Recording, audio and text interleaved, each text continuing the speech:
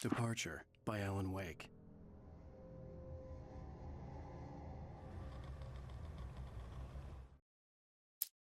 This was a late goodbye. 13 years after I'd gotten my revenge, it had finally caught up with me. It had been a long time to bear the pain. My blood painted the snow red. A gruesome slushy dissolved all the scattered painkillers and leisurely dripped down to the sewer, mingling with the bile of the city, becoming one with it. I can see them now, my wife and my baby.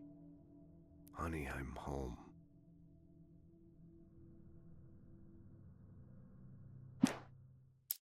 In spite of its human mask, to describe the dark presence as intelligent would have implied human qualities on something decidedly inhuman. Nonetheless, it found the one spot in the diner that was dark enough. Some light spilled into the corridor, ravaging it. But it took the pain. Horrible as it was, the writer would soon fix that. He would be coming to the one place where it still had power.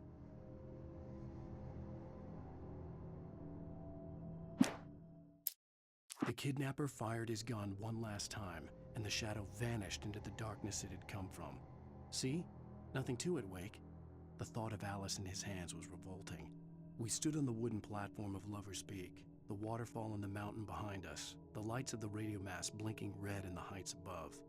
I fought with the urge to take a swing, force myself to speak. Let's cut the act now. Where's my wife?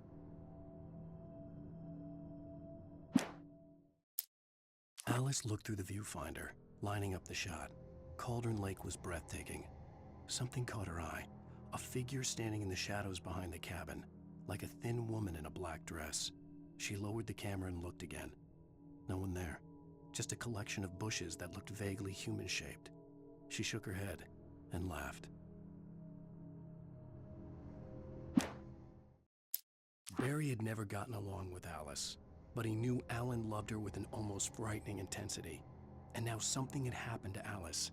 And here was Al armed with a gun and saying things people got put in padded cells for. It was as if his friend had experienced a massive psychotic episode and was now totally disconnected from reality. It scared the shit out of Barry.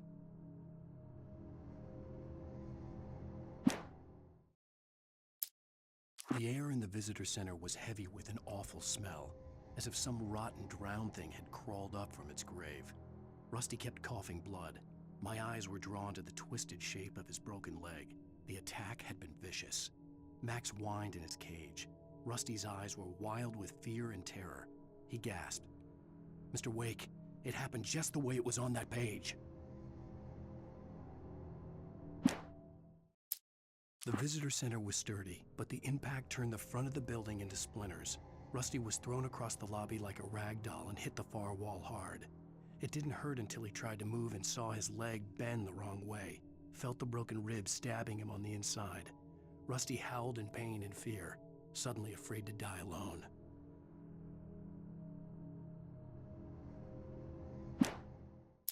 At the last instant, I changed direction and threw myself down. The axe splintered the trunk of a tree. I stumbled into the pool of bright light. My lungs burned. I was too exhausted to move. I tensed as I waited for the killing blow, but it never came. I raised my head. Nothing moved in the darkness beyond. For the moment, bathed in the cold light, I was safe. In that last instant of consciousness, Rusty thought about Rose. He was older than she was. Rose was barely out of her teens, but she made him feel young and forget what a train wreck his long-dead marriage had been. He still wore the ring. He'd been waiting for her to tell him to take it off. Now she never would. I turned the corner, afraid of what the flashlight's beam might reveal. Suddenly, a roughly painted symbol of a torch glowed in the light. Behind it, hidden by a rock, sat a battered metal trunk. It was here for a reason, packed with supplies, batteries, flares, ammo, things you need to make it through the darkness of the night. Something left behind by someone who knew what I knew, and more.